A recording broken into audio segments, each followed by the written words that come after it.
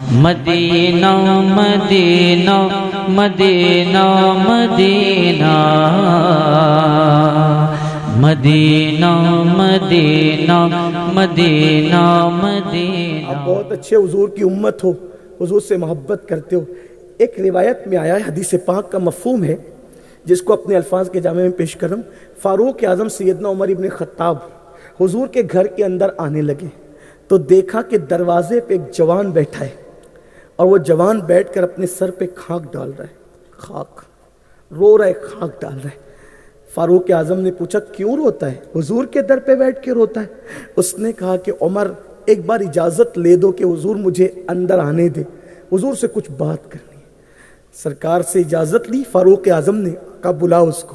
وہ نظریں جھکا کے رو پڑا، آقا میرے لیے مغفرت کی دعا کر دے، میں بہت پاپی ہوں آقا، میں بہت بڑا مجرم ہوں آقا، میرے لیے دعا کرے کہ اللہ مجھے معاف کر دے۔ آقا نے پوچھا کیا کیا تو نے؟ حضور میرے اندر ہمت نہیں ہے کہ میں آپ سے عرض کروں کہ میں نے کیا کیا ہے، مگر بس اتنا ہے کہ میں بہت پاپی ہوں، بہت گنہگار ہوں۔ آقا نے کہا بتا نا تو نے کیا کیا؟ حضور میں نہیں ہمت پاتا، نہیں بیان کر سکتا۔ سرکار نے فرمایا کیا تیرا گناہ آسمانوں سے بڑا ہے؟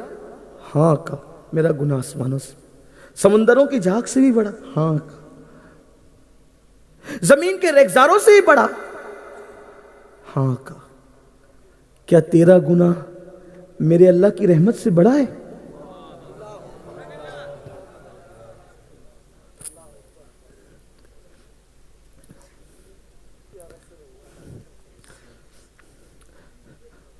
اس نے کہا نہیں آقا، میرا گناہ اللہ کی رحمت سے بڑا نہیں، اللہ کی رحمت بہت وسیع ہے، میرا گناہ اللہ کی رحمت سے بڑا نہ تھا، نہ ہے، نہ ہو سکتا۔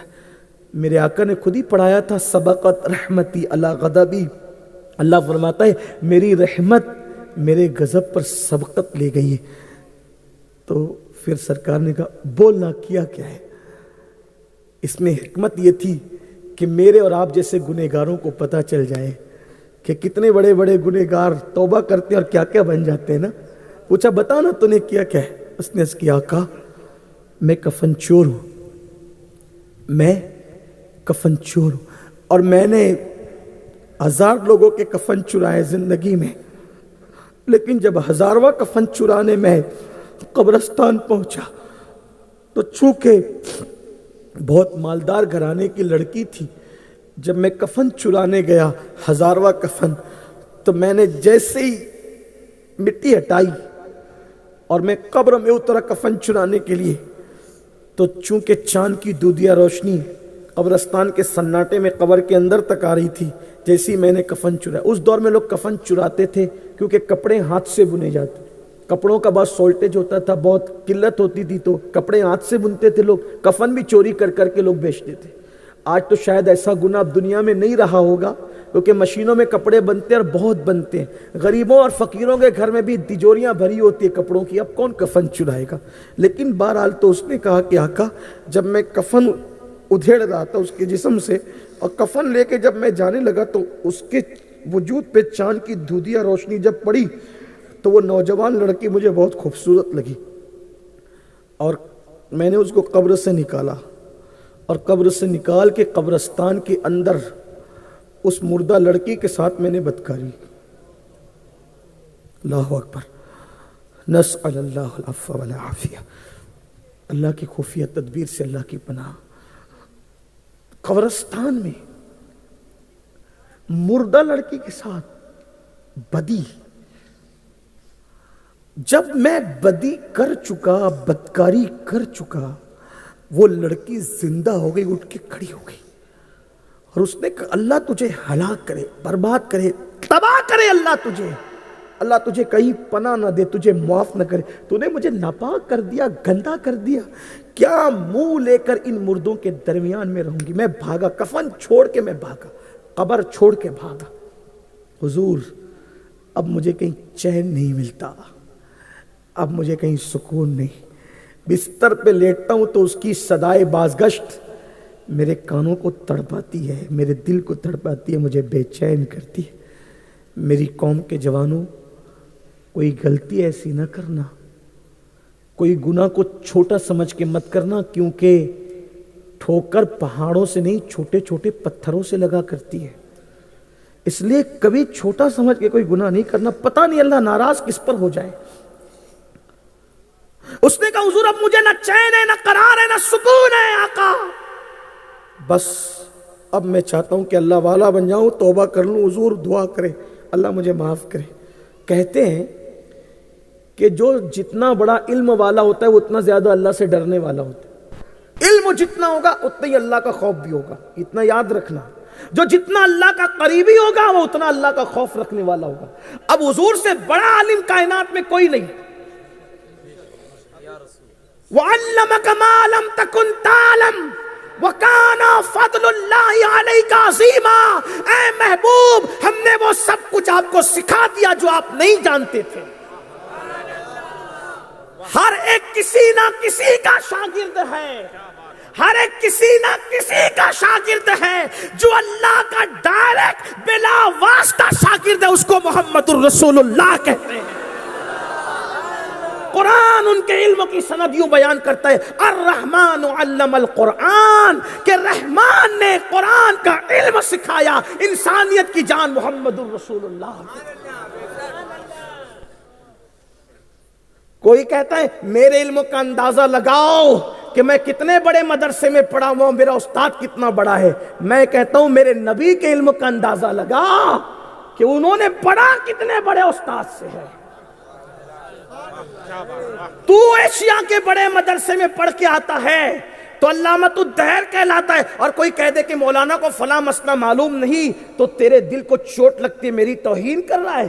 ارے تو ایشیا کے بڑے مدرسے سے پڑھ کر آنے پر اگر کوئی تانا دے کہ مولانا کو فلاں مسئلہ معلوم نہیں تو تو اپنی توہین سمجھتا ہے. تو کس منہ سے کہتا ہے کہ نبی کو دیوار کے پیچھے کی خبر نہیں، کیونکہ وہ تو اللہ سے علم حاصل کر چکے. اور شاگرد کے علم میں نقص نکالنا یہ استاد کی طرف انگلی اٹھانے کے برابر ہے. اگر تو مدرسے میں پڑھ کے آئے اور میں تیرے علم میں کیڑے نکالوں تو یہ تیرے استاد پہ انگلی اٹھے گی. اب اگر تو محمد الرسول اللہ کے علم کا انکار کرتا ہے تو نام نہاد توحید والے یہ خدا کی عظمت پر انگلی اٹھ رہی ہے، اور تو کیسا مسلمان ہے کہ اللہ کی عظمت پہ انگلی اٹھا. یہ دیکھ ہمارا امام اپنے نبی کا علم کیسے بیان کرتا ہے. کہتے اور کوئی غیب کیا تم سے نہا ہو بھلا، جب نہ خدا ہی چھپا تم پہ کروڑوں درود.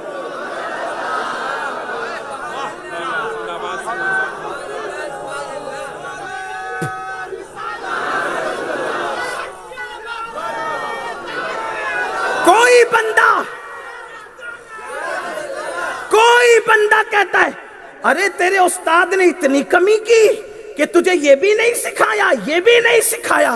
واللہ میرا رب فرما رہا ہے الرحمن علم القرآن، رحمان نے سکھایا. یہ نہیں کہا اللہ نے سکھایا ہے، یہ نہیں کہا قہار نے سکھایا، یہ نہیں کہا جبار نے سکھایا. کیا کہا؟ رحمان نے سکھایا. رحمان کا کیوں آیا تذکرہ؟ کیوں؟ رحمان کا مطلب ہی ہوتا ہے بے نہایت مہربان. اس کی مہربانی کی کوئی نہایت نہیں، رحمان اس کو کہتے ہیں. اس لیے کوئی رحمان نہیں ہو سکتا، بلکہ اگر کسی عبد الرحمان کو بھی رحمان کہو تو علماء فرماتے حرام ہے. ٹھیک، بندوں میں کوئی رحمان نہیں، رحمان صرف اس کی صفت ہے. مطلب کتنا نہایت، کتنا بے مہربان ہے، کافر کو بھی روٹی دیتا ہے رحمان. جب صفت رحمانی پہ آئے تو کافر کو بھی، توجہ کرنا، کافر کو بھی روٹی دیتا ہے. جب صفت رحمانی کا اظہار کرے تو شیطان کہتا ہے مجھے قیامت تک زندگی دے دیتا ہے. توجہ ہے. توحید ہم سے بھی تو ذرا سنو نا. آپ کہتے توحید تو ہم بیان کرتے، سنی کا بیان کرتے. میں کہا ذرا ہم سے بھی توحید سنو نا. ہم سے زیادہ توحید کون بیان کرے گا؟ ہم تو بزرگوں کی قبروں پہ چادر بھی چڑھاتے تو کلمہ پڑھ کے چڑھاتے. ہم ہر کام درود پڑھ کے لیکن ولی کی قبر پہ چادر اور صندل پیش کرتے تو صوفیہ کا طریقہ ہے لا الہ الا اللہ، لا الہ الا اللہ، لا الہ۔ یہ لا الہ الا اللہ پڑھ کے کیوں چادر چڑھاتے پتہ ہے؟ اس لیے کہ وہ بتاتے ہیں کہ یہ بندہ اسی لیے اس پہ چادر چڑھ رہی، اللہ پہ تو چڑھ ہی نہیں سکتی، اس لیے چادر چڑھانا شرک نہیں ہے، چادر چڑھانا نفی شرک ہے، یہ بات ہے۔ بہرحال میں اس کی طرف نہیں جاتا ورنہ بات کہیں اور چلے گی۔ تو عرض یہ کر رہا تھا کہ شیطان کہتا ہے مجھے زندگی دے قیامت تک، اللہ نے کہا دیا، پھر کہتا ہے کہ مجھے اتنی طاقت بھی دے کہ میں جہاں چاہوں جس شکل میں چاہوں پہنچوں۔ یعنی اپنے الفاظ کے جامع میں اگر مجازن کہوں تو یہ بھی کہ وہ کہتا ہے کہ مجھے حاضر بھی رکھ اور ناظر بھی رکھ۔ اللہ نے فرمایا دیا۔ اسی لیے تو شیطان کو بہت علم دیا اللہ نے۔ مثال کے طور پہ آپ کے خضر پورہ کے اندر 12:12 پر اگر کوئی مر رہا ہے تو بیٹے کو فون کرنا پڑتا ہے کہ فلاں مر رہا ہے، لیکن شیطان کو کون اطلاع دیتا ہے کہ فلاں مر رہا ہے؟ کوئی اطلاع دیتا ہے اس کو؟ بولو بھائی، آپ حدیث کو مانتے ہو کہ نہیں؟ سب مسلک کے لوگ مانتے ہیں، لیکن جب انسان مرتا ہے تو شیطان آتا ہے، بولو آتا ہے کہ نہیں؟ بہکانے کے لیے آتا ہے، بولتا ہے عیسائی ہو جائے یا یہودی ہو جائے۔ اس کو کس نے اطلاع دی؟ فرشتوں نے دی۔ کس نے دی؟ کس نے دی؟ مطلب اللہ نے اس کو اتنا علم دیا کہ کون کہاں مرے گا اس کو پتا ہے، کس کا گھر کہاں ہے اس کو پتا ہے، اس کو بہکانے کے لیے پہنچنا ہے وہاں۔ اور پھر ایک بات اور یاد رکھنا، وہی شیطان 12:12 پہ خضر پورہ میں کوئی مر رہا ہے تو اس کو بھی بہکا رہا ہے، وہی شیطان اسی وقت اسی دن 12:12 پہ مالیگاؤں میں کوئی مر رہا ہے تو اس کو بھی بہکا رہا ہے، وہی شیطان ممبئی میں 12:12 پہ کوئی مر رہا ہے تو اس کو بھی بہکا رہا ہے۔ یا اللہ تو کیسا رحمان ہے! ایک شیطان، اس کو علم اتنا دے دیا، طاقت اتنی دے دی کہ ایک ہی وقت میں وہ کئی جگہ موجود ہے۔ بولو آج تک اس پہ مناظرہ ہوا کہ شیطان اتنی جگہ موجود ہے؟ کوئی کہتا ہے کہ نہیں موجود ہے۔ شیطان کو اتنی جگہ سب مانتے ہیں کہ نہیں مانتے ہیں؟ بولو بھائی، اس پہ کبھی مناظرہ ہوا؟ نہیں ہوا، سب مان رہے ہیں کہ یہاں اس کو بہکا رہا ہے، وہاں اس کو بہکا رہا ہے۔ اچھا اسی ٹائم میں سعودی میں کوئی مر رہا ہے، اس کو ہی بہکا رہا ہے، لیکن اس کو اطلاع دی کسی نے نہیں، مگر اللہ نے اس کو اتنا علم دے دیا کہ اس کو پتہ چل جاتا ہے، پہنچ جاتا ہے، بہکانے پہنچ جاتا ہے۔ میں کہتا ہوں لوگوں، تم نے اللہ رسول کی کیا قدر کی؟ تم نے اللہ کی کیا قدر کی؟ کون سی توحید کی بات کرتے ہو نادان؟ جب میرا رحمان مردود کو اتنا دیتا ہے تو محبوب کو اس نے کتنا عطا کیا؟ بس نصیب کی بات ہے، بس نصیب کی بات ہے۔ کوئی محبوب کے لیے مانتا ہے، کوئی مردود کے لیے مانتا ہے۔ نصیب اپنا اپنا ہے، نصیب اپنا اپنا ہے۔ بس بات اتنی ہے، بات زیادہ نہیں کرتا۔ تو عرض یہ کر رہا تھا، جس کے پاس جتنا علم ہوتا ہے اس کے پاس اتنا خوف ہوتا ہے، اتنی خشیت ہوتی ہے۔ تو میرے آقا سے بڑا عالم کائنات میں کوئی نہیں۔ تو جب اس شخص نے کہا نا کہ یا رسول اللہ صلی اللہ علیہ وآلہ وسلم میں نے ایسا کیا، بات وہ بھول تو نہیں گئے نا، بس بات ختم کر رہا ہوں، یا رسول اللہ میں نے ایسا کیا، تو آقا پر اللہ کا خوف غالب آ گیا، آقا پر اللہ کا خوف غالب آ گیا، اور آقا نے فرمایا جلدی یہاں سے نکل، جلدی نکل، کہیں تیری وجہ سے آگ نہ برس پڑے، جلدی نکل یہاں سے۔ وہ نکل تو گیا، سر پہ کھانک ڈالنے لگا، توبہ کرنے لگا، رونے لگا، خوب گڑ گڑانے لگا۔ 40 دن اسی حالت میں بیتے۔ ایک دن اللہ سے کہا مولا میرا گناہ تیری رحمت سے بڑا تو نہیں نا؟ اور اگر میرا گناہ تیری رحمت سے بڑا ہو گیا ہے، اور ایسا تو ہے نہیں، لیکن پھر بھی اگر میرا گناہ تیری، تو پھر مجھے ایسا عذاب دے کہ نہ مجھ سے پہلے کسی کو دیا، نہ میرے بعد کسی کو دینا، اور میرا گناہ تیری رحمت سے بڑا نہیں اور ہرگز نہیں ہے، تو تیرے محبوب کو بتا دینا کہ تو نے مجھے معاف کر دیا۔ ادھر وہ یہ عرض کر رہا تھا، ادھر جبریل بلبل سدرہ آ کے کہتے یا رسول اللہ، اللہ آپ کو سلام کرتا ہے، اور اللہ سلام کہہ کر آپ سے فرماتا ہے اللہ نے اسے آپ کے صدقے میں معاف کر دیا۔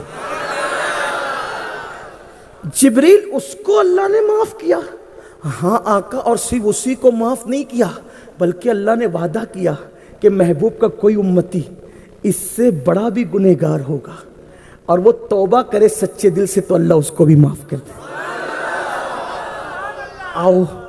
آؤ اپنے اللہ کو منا لے، توبہ کر لیں۔ آئیے پڑھ لیں سب مل کر استغفر اللہ، لیکن وعدے کے ساتھ پڑھو گے نا، پھر تو کل سے گناہ کی راہ پہ نہیں جاؤ گے نا۔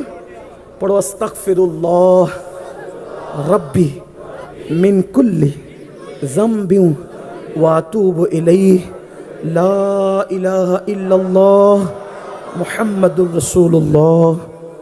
میں گزارش کرتا ہوں کہ مجھے روم تک پہنچنا ہے، کوئی میرے پیچھے نہ ہے، کیونکہ حضرت جانے والے ہیں اور وہ پھر 2 مہینے کے بعد میری ملاقات ہوگی، اس لیے آپ لوگ صلاۃ و سلام پڑھیں، دعا میں شریک ہوں۔